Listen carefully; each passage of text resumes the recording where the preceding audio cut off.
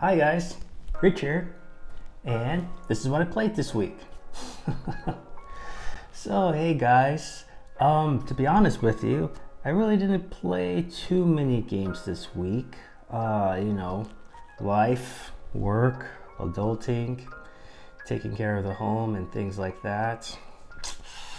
Sometimes, gaming goes back on the back burner and it's tough to be an adult sometimes, but I did play a few games this week that I'd love to share with you guys. So, the first game I played this week was Bandada.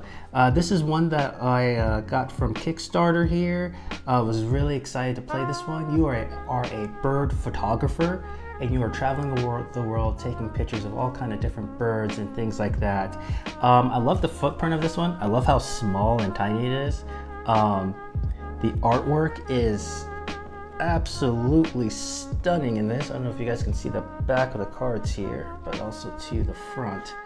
The artwork is absolutely stunning. And this game is pretty much a card drafting, dice manipulation game, which plays from 1 to 2 players. I feel like this game plays best as a solo game, which is pretty funny because I'm a big solo player, so I really like this a lot. And it only takes it says it takes about 20 minutes to play. I've never taken that long. I think the longest game I've played of this is 15 minutes. So it's a really short, quick, easy game. It's really nice to set up and really easy to break down. So that's one game, Bandada, that I played this week. All right, so another game I played this week is Food Chain Island from Button Shy Games, and this one was designed by Scott Elms, who this man he can make almost any game. I don't know how many games this man has designed, but wow, and every game he makes is pretty good. But Food Chain Island is a pretty fun kind of solitaire game, and pretty much the idea is you're on this forgotten island. There's all these animals on there and they're hungry. They're really hungry and they need to eat. And so you're pretty much moving cards around in kind of like a set kind of order. So for instance, 1 through 3 will eat this animal, 3 through 4 will eat this animal. And you're doing this until you can no longer make any more moves in the game state or in this grid that you've collected of animals. And then that will be the end of the game. It's a lot of fun. It can be pretty challenging sometimes. It's pretty awesome to see the different unique, I guess you can say, abilities of each animal after they eat, because some animals can move certain spaces or manipulate the game state differently depending on what they eat. And so Food Chain Island, really adore this game. It's a lot of fun. The artwork can be a little bit, a little it's not gruesome, obviously, but it's cute and funny, but in a kind of morbid way, which is kind of weird to say because you literally are seeing these animals eat each other on the cards. But the artwork is fantastic, and I think it plays really well with the theme. Speaking of Button Shy Games, I got a whole bunch more Button Shy games from Kickstarter. I went ahead and Kickstarter so many stacks here. Let's see if I can find it. I guess this is it, which is like a unique RPG kind of game, I guess you can say in a way. And yeah, the stack of Button Shy games are getting humongous. They're really big. I also was able to run into my friend from the UK when he was here on his business trip, and he got me Spaceship. And this one was very tough for me to find. Usually when Button Shy games are sold out, they're sold out for a long time. So I was very grateful that he surprised me with that and got that for me. He's my best friend there. So, all right. Yeah, that is what I played this week, a little bit of Food Chain Island. And something else that I did this week, not necessarily played, was I did some gaming in my bed.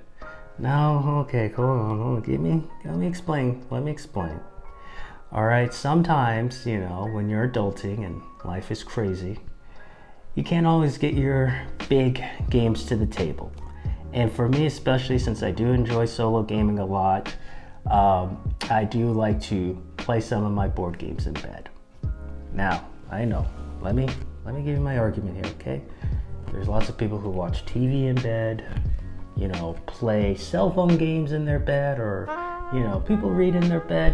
Why not, play a few games in your bed if you can? So when I took a trip to IKEA, it was last week or the week before that, I was getting things for the house to, make the things here look a little bit better in the home. And I found a breakfast tray at IKEA for, I think it was like 12 euros, which I'm like, perfect.